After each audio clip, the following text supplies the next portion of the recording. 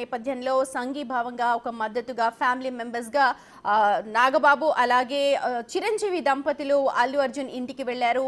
ఉదయం నుంచి కూడా అక్కడే ఉన్నారు. కానీ కొద్దిసేపటి క్రితమే వాళ్ళందరూ కూడా వెనక్కి వెళ్ళిపోయినట్టుగా మనకు సమాచారం అందుతోంది. ఇక హైకోర్టు దగ్గరికి వెళ్దాం. మా ప్రతినిధి నగేష్ ఉన్నారు. హైకోర్టు వెయిట్ చేస్తోంది, నాంపల్లి కోర్టు వెయిట్ చేస్తోంది. హైకోర్టులో వాదనలు కొనసాగుతూ ఉన్నాయి. నగేష్, ఆల్రెడీ నిరంజన్ రెడ్డి అక్కడ గట్టిగా వాదిస్తూ ఉన్నారు. గతంలో పుష్కరాల సమయంలో చంద్రబాబు దగ్గర జరిగిన సంఘటన కావచ్చు, అలాగే షారుఖ్ ఖాన్ ఫిల్మ్ రిలీజ్కి సంబంధించి జరిగిన తొక్కిసలాటకు సంబంధించి ఇలాంటివి దేశవ్యాప్తంగా జరిగిన కొన్ని సంఘటనలను నిరంజన్ రెడ్డి అక్కడ ప్రస్తావిస్తూ ఉన్నారు. ఆ సందర్భాల్లో బెయిల్ దొరికినప్పుడు ఇక్కడ బెయిల్ ఇవ్వడానికి ఆస్కారం ఉంది అన్న వాదనలు వినిపిస్తూ ఉన్నారు. ఒకసారి మీరు పూర్తి డీటెయిల్స్ చెప్పండి.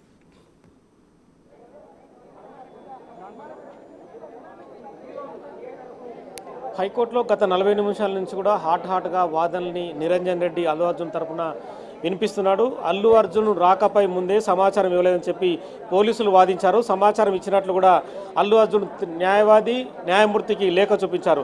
నిర్లక్ష్యాన్ని చూస్తూ ఊరుకోవాలని చెప్పి కూడా న్యాయమూర్తి లోపల వ్యాఖ్యానించారు. నిర్లక్ష్యమైన జైలుకు వెళ్లేంత నేరం కాదని చెప్పి కూడా అల్లు అర్జున్ లాయరు ప్రస్తుతం వాదనలు వినిపించారు.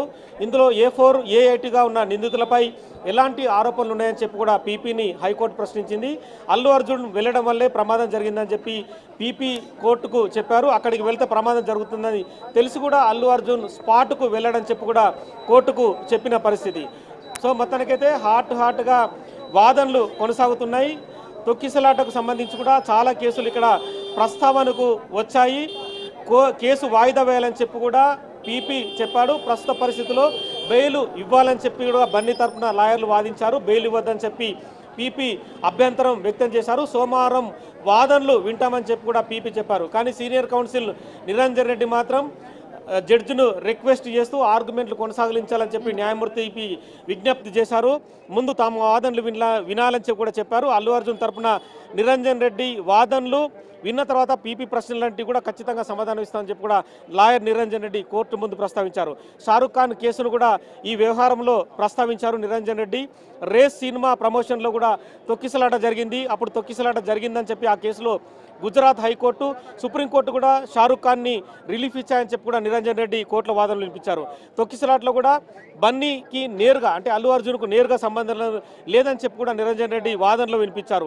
హీరో వస్తే మరణాలు ఉంటాయని ఎక్కడ కూడా స్టేషన్ హౌస్ ఆఫీసర్ చిక్కడపల్లి హెచ్చరించలేదని చెప్పి కూడా నిరంజన్ రెడ్డి తన వాదనలో వినిపించారు. ఇది అనుకోకుండా జరిగిన ఘటనగా భావించాలని చెప్పి అల్లు అర్జున్ తరపు లాయర్ నిరంజన్ రెడ్డి కోర్టు ముందు ప్రస్తావించారు. నిర్లక్ష్యం వల్ల జరిగిన ఘటన కాదు అని చెప్పి కూడా కోర్టు ముందు ప్రస్తావించారు. షారుఖ్ ఖాన్ కేసును కూడా మళ్ళీ రేజ్ చేశారు. తొక్కిసలాట సమయంలో అల్లు అర్జున్ ఫస్ట్ ఫ్లోర్లో ఉన్నాడు. తొక్కిసలాట గ్రౌండ్ ఫ్లోర్లో జరిగిందని చెప్పి నిరంజన్ రెడ్డి చెప్పారు. అక్కడ ఆమె చనిపోయిందని చెప్పి కూడా ప్రస్తావించారు. ఇందులో అర్నాబ్ గోస్వామి కేసును కూడా కోర్టు చేశారు. ప్రస్తుత పరిస్థితుల్లో మధ్యంతర బెయిల్ ఇవ్వాలని చెప్పి కూడా నిరంజన్ రెడ్డి హైకోర్టుకు విజ్ఞప్తి చేశాడు. నిర్మాత కూడా థియేటర్కు హీరో వస్తున్నట్లు కూడా లేఖ రాశారు. ఆ లేఖను కూడా కోర్టు ముందు నిరంజన్ రెడ్డి ప్రస్తావించారు. కేసును వాయిదా వేయాలని చెప్పి పీపీ కోరడం కూడా కరెక్ట్ కాదని చెప్పి కూడా నిరంజన్ రెడ్డి చెప్పిన పరిస్థితి. BNS 118 118 సెక్షన్ ఈ కేసులో వర్తించదు. అలాగే ఆయుధాలు కలిగి ఉంటే ఈ సెక్షన్ పెట్టాలి. అంటే అల్లు అర్జున్ సొంతంగా ఆయుధాలు కలిగి లేడు. ఏ గన్ పట్టుకొని కూడా థియేటర్కి రాలేదని చెప్పి నిరంజన్ రెడ్డి ఈ కేసులో చెప్పారు. కానీ ఈ కేసులో ఇవన్నీ వర్తించకుండా పోలీసులు ఏకపక్షంగా 118 రెడ్ విత్ 35 అని 105 రెండు సెక్షన్లు కూడా BNS కింద పెట్టారు. అవన్నీ కూడా సమంజసం కాదని చెప్పి కూడా కోర్టులో చెప్పిన పరిస్థితి. రాజకీయ నేతలు నిర్వహించే ర్యాలీల్లో తొక్కిసలాటలు జరుగుతుంటాయి. కానీ థియేటర్లో కూడా పెద్ద ఎత్తున జనాలు వస్తారని చెప్పి కూడా మైత్రి మూవీస్ కూడా చెప్పింది చిక్కడపల్లి పోలీసులకు. కానీ భారీ బందోబస్తు కానీ రోప్ పార్టీలు పెట్టడంలో పోలీసులు విఫలమయ్యారని చెప్పి కూడా నిరంజన్ రెడ్డి కోర్టు వాదనలు వినిపించారు.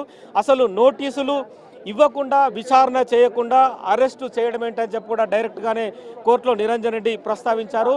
ఇంకా నిరంజన్ రెడ్డి తన వాదనలు కొనసాగిస్తున్నాడు. ఎందుకంటే పుష్కరాల సమయంలో 35 మందికి పైగా ఆంధ్రప్రదేశ్లో చనిపోయారు. అప్పటి ముఖ్యమంత్రి చంద్రబాబు నాయుడును కూడా అరెస్టు చేయని పరిస్థితి కూడా ఈ వ్యవహారంలో ఉంది. సో ఇలాంటి చాలా ఘటనలు జరిగాయి. కానీ అల్లు అర్జున్ మానవతా దృక్పథంతో చాలా వ్యవహరించాడు. ఆ ఫ్యామిలీకి 25 లక్షల రూపాయలు కూడా ఇచ్చాడు. ఎవరైతే చనిపోయిన రేవతి భర్త భాస్కర్ కూడా కొద్దిసేపటి క్రితం మీడియాతో మాట్లాడుతూ బన్నీది అల్లు అర్జున్ది తప్పులేదని చెప్పి కూడా మీడియాకు స్టేట్మెంట్ ఇచ్చారని చెప్పి కూడా నిరంజన్ రెడ్డి వాదనలో పేర్కొన్నారు. ప్రస్తుతం అయితే నిరంజన్ రెడ్డి వాదనలు కొనసాగుతున్నాయి. తదుపరి పోలీసుల తరపున పబ్లిక్ ప్రాసిక్యూటర్ వాదనలు వినిపించున్నాడు. ఎందుకంటే 118 సెక్షన్ అలాగే 105 సెక్షన్లకు సంబంధించి కూడా తెలిసే అవకాశం కనిపిస్తోంది. మొత్తానికైతే హైకోర్టు సంబంధించి ప్రస్తుతం మన సీనియర్ ప్రతినిధి రానా కూడా ఉన్నారు.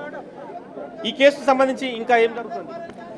ఇప్పుడే మనకు తాజా సమాచారం అవుతుంది. అల్లు అర్జున్కి 14 days రిమాండ్ విధించినట్టుగా మనకు లోపల నుంచి ఇన్ఫర్మేషన్ వచ్చింది. మరి ఒక 5 నిమిషాల్లోనే ఇక్కడి నుంచి చెంచల్గూడ జైలుకి అల్లు అర్జున్ని తరలించడానికి ప్రయత్నాలు చేస్తున్నారు. ఇప్పటికే అడిషనల్ సిపి కూడా ఇక్కడికి వచ్చారు కాబట్టి విక్రమ్ సింగ్ కానీ అలాగే లోపల కూడా సెక్యూరిటీ పెంచారు. ఇప్పటికే కోర్టు కూడా అయిపోయింది కాబట్టి ఆ ఫ్లోర్లో కూడా ఎక్కువ మంది ఉండకుండా అక్కడ ఖాళీ చేస్తున్నారు. ఇప్పటికే అల్లు అర్జున్ కలవడానికి ఆ వాదనలు వినిపించేటప్పుడు కూడా హైకోర్టులో ఆల్రెడీ నిరంజన్ రెడ్డి ఏకపక్షంగా కేసు ఉంది. ఈ కేసులో నోటీసులు ఇచ్చి విచారణ చేయాలని చెప్పి డైరెక్ట్ ప్రశ్నిస్తున్న పరిస్థితి. అక్కడ వాదనలు ఇంకా ఇక్కడ పరిగణలోకి తీసుకోవాలి. అక్కడ తీర్పు గురించి ఇక్కడ పరిగణలోకి తీసుకోవాలి. కేవలం ఇక్కడ జరిగినటువంటి వాదనల గురించి రిమాండ్ తీసుకోవాలా వద్దన్న దానిపైన కూడా ఈ కోర్టులో వాదనలు జరిగాయి కాబట్టి వాటిని ముఖ్యంగా పోలీసులు చెప్పినటువంటి కారణాలని జడ్జి పరిగణలోకి తీసుకున్నట్టుగా తెలుస్తుంది. దానికి తగ్గట్టుగానే 14 రోజుల పాటు రిమాండ్ విధించింది. అనేక ఉదాహరణలు కూడా ఈ వాదనలో చెప్పారు. ఎందుకంటే గతంలో ఆంధ్రప్రదేశ్ పుష్కరాలు జరిగినటువంటి సన్నివేశాన్ని అప్పుడు 32 మంది చనిపోయారు కాబట్టి అప్పుడు ఎవరిని అరెస్ట్ 35 కానీ వీళ్ళందరూ చనిపోయారు కాబట్టి అప్పుడు అరెస్టులు జరగలేదు. తర్వాత ఇంకా కొన్ని 2-3 ఇన్సిడెంట్స్ కూడా అక్కడ చెప్పినప్పటికీ కానీ మొన్న జరిగినటువంటి సిచ్యువేషన్ వేరు, అప్పుడు జరిగినటువంటి సిచ్యువేషన్. ఎందుకంటే పుష్కరాలు అనేది 12 సంవత్సరాల తర్వాత వస్తాయి. ఫుల్ భద్రతా ఏర్పాట్లు చేశారు. కాకపోతే ఇది అనుయంగా జరిగినటువంటి సంఘటన, ఎవరికి ఇన్ఫర్మేషన్ లేకుండా జరిగినటువంటి సంఘటన కాబట్టి రిమాండ్కి ఇవ్వాల్సిందనేసి కూడా పోలీసులు చెప్పినటువంటి పరిస్థితి ఏర్పడుతుంది. ప్రస్తుతం మనం చూస్తున్నాం. మొత్తానికైతే హైకోర్టులో ప్రస్తుతం అయితే ఇంకా వాదనలు కొనసాగుతున్నాయి. నాంపల్లి కోర్టు మాత్రం రిమాండ్కు సంబంధించి మూమెంట్ అయితే చేస్తున్నట్టుగా తెలుస్తుంది. ఆర్గ్యుమెంట్స్ ఇంకా కొనసాగుతున్న క్రమంలో ఒకవేళ 14 days రిమాండ్ నాంపల్లి కోర్టు విధించినా కూడా ఇమ్మీడియట్గా ఆ రిమాండ్ కూడా రద్దయ్యే అవకాశం కనిపిస్తుంది. ఒకవేళ హైకోర్టు కనుక మధ్యంతర బెయిల్కు ముందుకెళ్తుందా, లేదంటే ఈ ఏదైతే ఎఫ్ఐఆర్ నమోదు చేశారో చిక్కడపల్లి పోలీసులు 118, 105 సెక్షన్ల కింద నమోదు చేశారో సంబంధించి స్టే ఇచ్చినా కూడా కొన్ని ఏదైతే వాళ్ళకి ఇచ్చిన కొన్ని అంటే నిబంధనలు షరతులు విధించి ఒకవేళ అది ఇచ్చే అవకాశం కనిపిస్తుంది. ఎందుకంటే ఎవరి స్వేచ్ఛకైనా ఒక్కరోజు కూడా హరించడం కరెక్ట్ కాదని చెప్పి కూడా నిరంజన్ రెడ్డి ఇంకా తన వాదనల్ని కొనసాగిస్తూనే ఉన్నాడు. ఎందుకంటే పోలీసులు 41A BNS యాక్ట్ కింద మొదట నోటీసులు ఇచ్చి పోలీస్ స్టేషన్కు పిలిపించి విచారణ జరిపి అల్లు అర్జున్ ఈ కేసులో బాధ్యుడా కాదా ఏలేమన్గా అల్లు అర్జున్ని ప్రస్తావించారు. మరి ఈ క్రమంలో అల్లు అర్జున్ నుంచి స్టేట్మెంట్ ఎందుకు తీసుకోలేదు, హుటాహుటిన అల్లు అర్జున్ ఇంటికి వెళ్ళి డైరెక్ట్గానే అల్లు అర్జున్ని స్టేషన్కు ఎందుకు తీసుకొచ్చారు, తదుపరి గాంధీ ఆసుపత్రిలో వైద్య పరీక్షలు నిర్వహించారు, తదుపరి నాంపల్లి కోర్టుకి డైరెక్ట్గానే తీసుకొచ్చారు. అంటే బిఫోర్ డే ఆ నోటీసు ఇస్తే కనుక